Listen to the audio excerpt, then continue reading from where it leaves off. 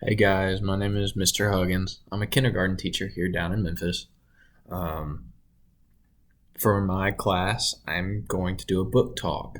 Arkansas has started a book talk program where educators will take a book they think their students should read, and they will say a few things about it in hopes to get our students interested to read the book. Now, I'm going to do two things with this video. I'm also going to submit it for my master's program, and I will talk a little bit about a activity I've got planned for this lesson. Now, recently, my students have just taken a unit test, and I saw that the most questions that were missed by the class all had to do with sequencing activities. They had to sequence the order of events in a story I had read to them. This is a story I had read twice to them for a test. I really couldn't help them, but now that I've gotten the results from the test, I am able to create a remedial lesson to kind of help teach some things some of my students may have missed in our comprehension exercises. But for the book talk portion of the video, I have decided to talk about Goldilocks and the Three Bears. Now, this is a classic story we've all heard, but my version is a retold version by Sarah Delmingi, and it's illustrated by Gavin Scott. It's called Goldilocks and the Three Bears. See the three bears, the little one's holding his little teddy, and you've got Goldilocks sitting in the chair. She's just sitting there in their house.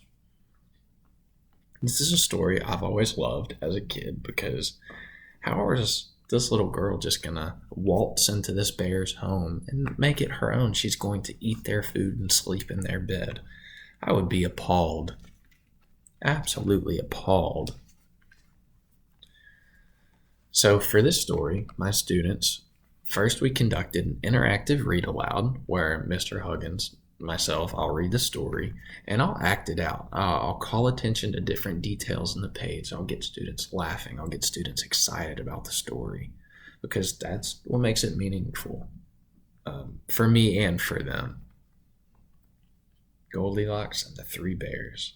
So this is a cautionary fable tale. So my students know the difference between cautionary fables and my students know the difference between fiction and nonfiction.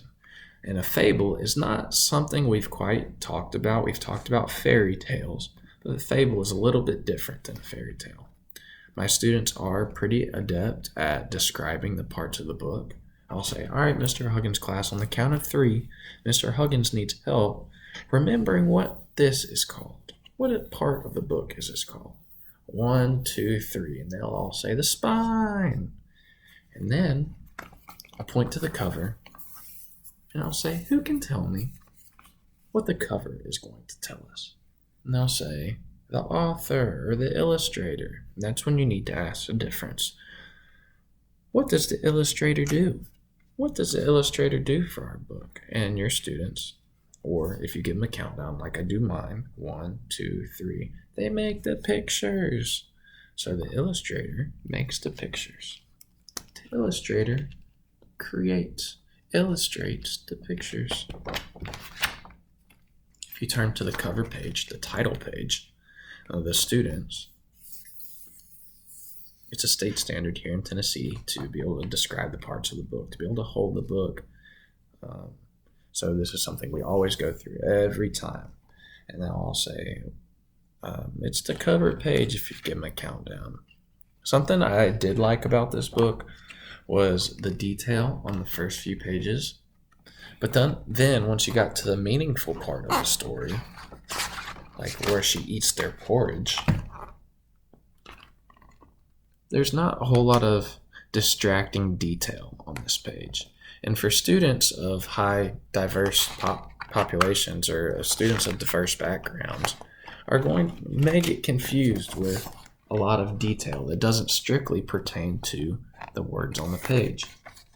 So to see simplistic drawings and illustrations really helps students of diverse backgrounds understand what's going on in the story. For the closing activity, or culminating activity, my students were to complete a sequencing worksheet. This is a worksheet I had found online, and they were to write 1, 2, 3, or 4 for the different sequencing parts of the book. This is what happened first, what happened next, and what happened last. And for the early finishers, if students have finished their work before others have, they may grab a patterning worksheet. I've also included that in my lesson plan, just to keep them busy along the same parameters of which we're working. It's in the same standards. It's just a patterning activity. But the main one is the sequencing activity. This sequencing activity will help students understand what happens first, what happens second, and what happens last in a story. And it's with a classic story that some students of diverse backgrounds might not have heard. Many students, being native English speakers, take for granted the nursery rhymes we've heard.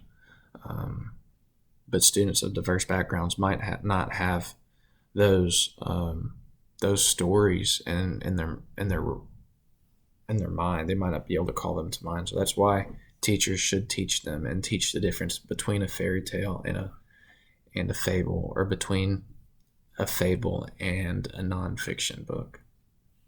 All right, Mr. Huggins out.